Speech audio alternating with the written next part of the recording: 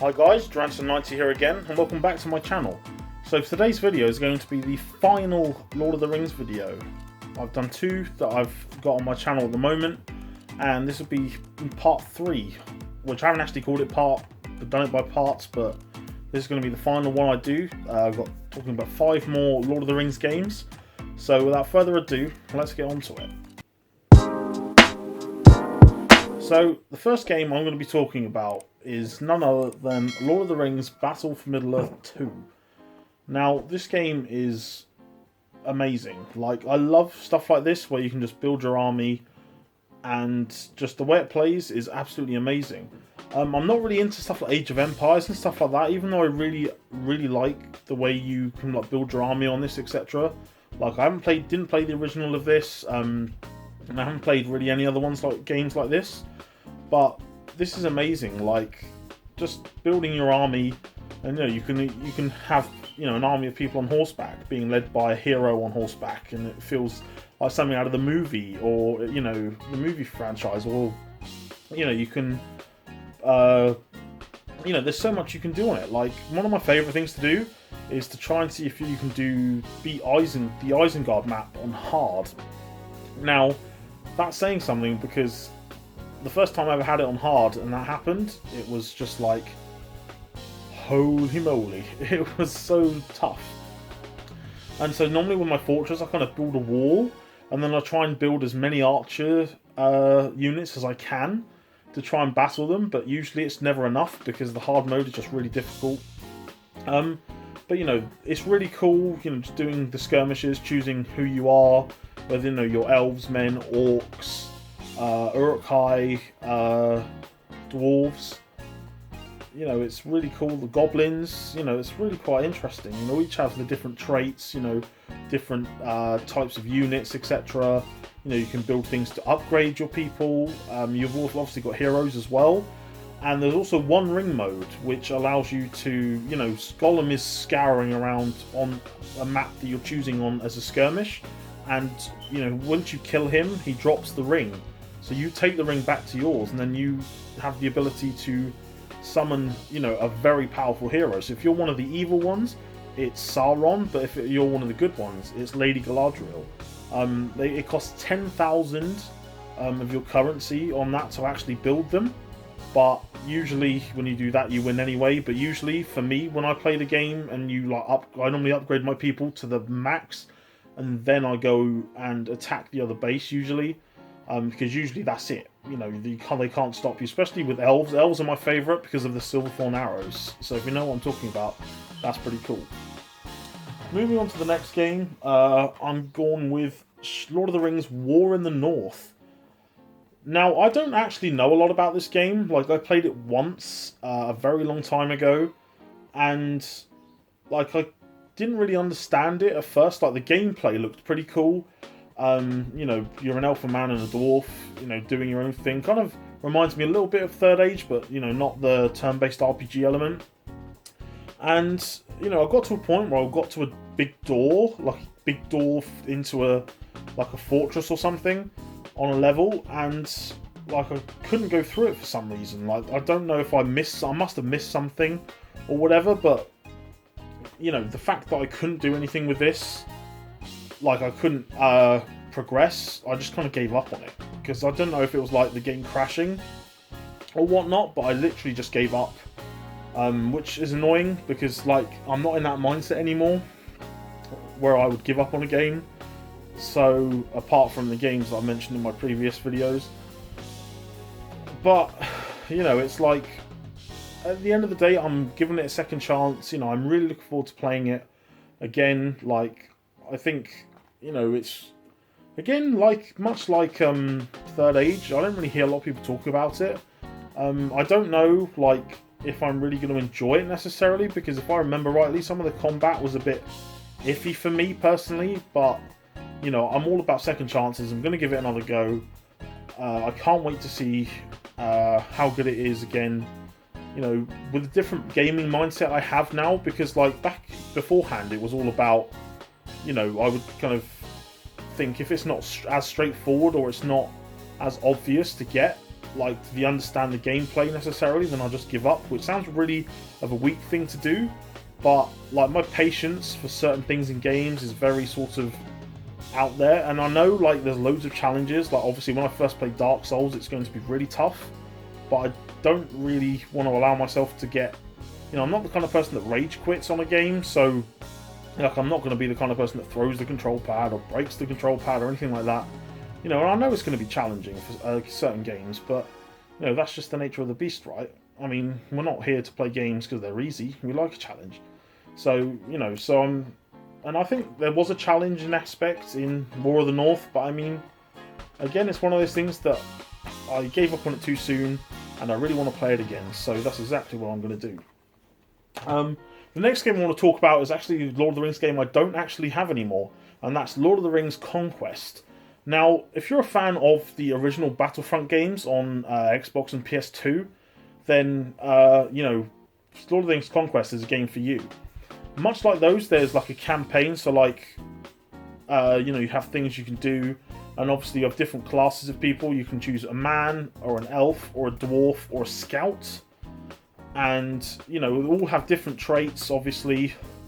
They all have different skills, and again, in comparison to, like, Battlefront 2, the original one, where you can use your credits to buy heroes, you kind of earn it over time. And usually when you get a hero, it's usually like when you're, absolutely doing really well in whatever you're doing, whether it's like a actual in the campaign, or if it's in like just a conquest or something like that. And again, it plays similar to that. On Conquest, you've got to kind of rid of their people, or get all their positions, which again, similar to the Battlefront games, which is pretty cool. And I think, and Lord of the Rings Conquest for me was when I first started getting back into gaming a while ago. It was when the 360 was still quite big. So when Conquest came out, I bought it brand new, and that was probably the first game I personally bought brand new, like ever. Like, I never used to buy brand new games when they first came out. So when Lord of the Rings Conquest first came out, like, I knew nothing about the game. Like, I didn't see any advertisement for it. Prior to that, I didn't see any, any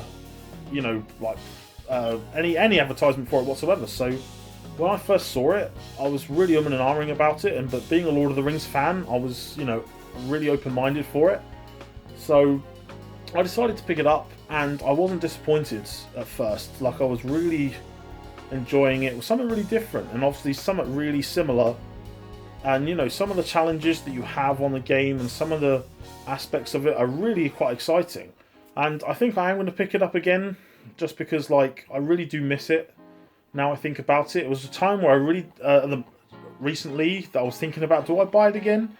But I wasn't really feeling it. But now, just sitting here doing this video, I really kind of like the idea of having it, because it's a good, like, two-player game as well, like, good multiplayer game. One of my favourites is the Scout, just because you can, like, turn invisible, and obviously you can do insta kills from behind and stuff like that. And obviously, if everyone's got their different abilities as well, which makes them good. Mostly for me, I never choose the warrior, just because it's never, like, I much prefer an archer. Like, I much prefer, the scout, or I prefer the mage, because they have much better skills for me that I prefer. So, I'd rather choose them over a warrior. So, on to the next game, the fourth game. And, I've completed it 3 times now. And this last time was the most satisfying out of them all. And I'm talking about Shadow of Mordor. Now, the first 2 times I played this was on Xbox 360, and I absolutely loved it. The open world aspect in Mordor, finding the collectibles, the captains, all the challenges that come up while you play this game is absolutely amazing. Playing as Talion and just going through and, liberating regions of Mordor, fighting off enemies, fighting captains, all these things you can do on this game, promoting you know, in the end you get to dominate captains, you know, take control of them for you, you know, get yourself ready. And it's so worth it in everything you do when playing this game, because it's just like, you know, your times where you can mount on things called Caragors, and, you know, you'll find captains everywhere. You know, sometimes they won't be part of a mission or anything like that. They'll just like, you'll go into like your vision, your like elf vision, and you'll find it, and the captain will be on there to find them. Or sometimes you may even run into them by accident.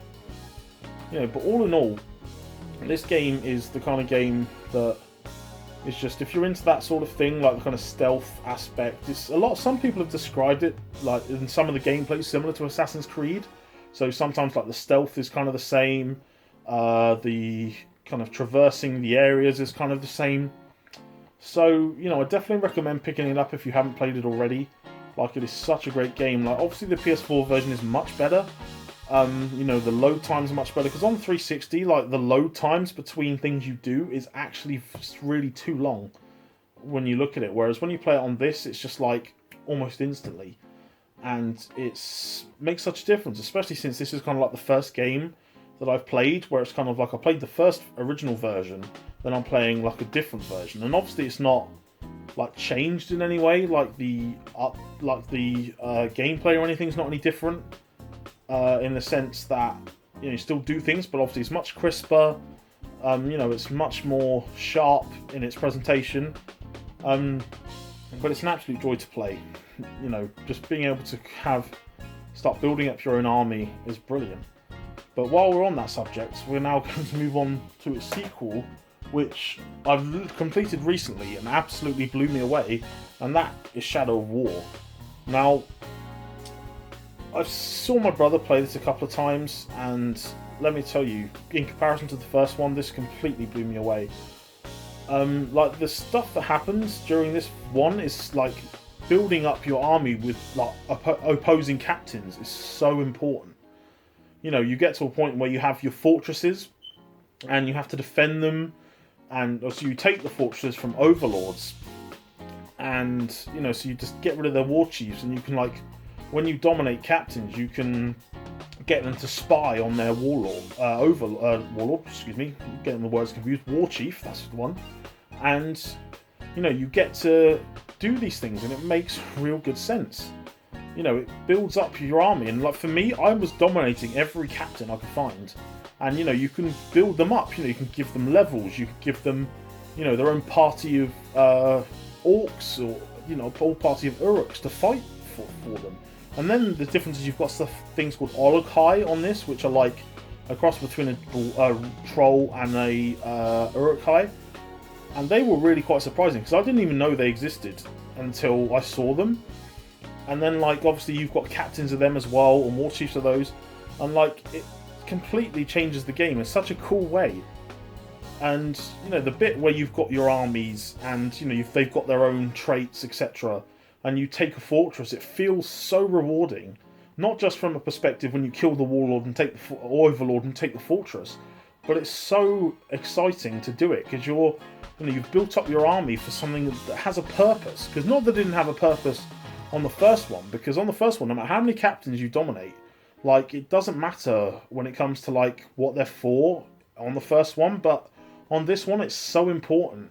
And, you know, you get to, like, do so much more on this, and, you know, it really opens your eyes to kind of the changes, the differences, what makes it amazing in comparison to the first one. And, you know, and obviously there are a lot of issues surrounding this at the beginning, because it was the whole microtransactions of, you know, instead of like building up, you know, upgrading your orcs to be better and stuff like that, you'd be able to buy more powerful orcs.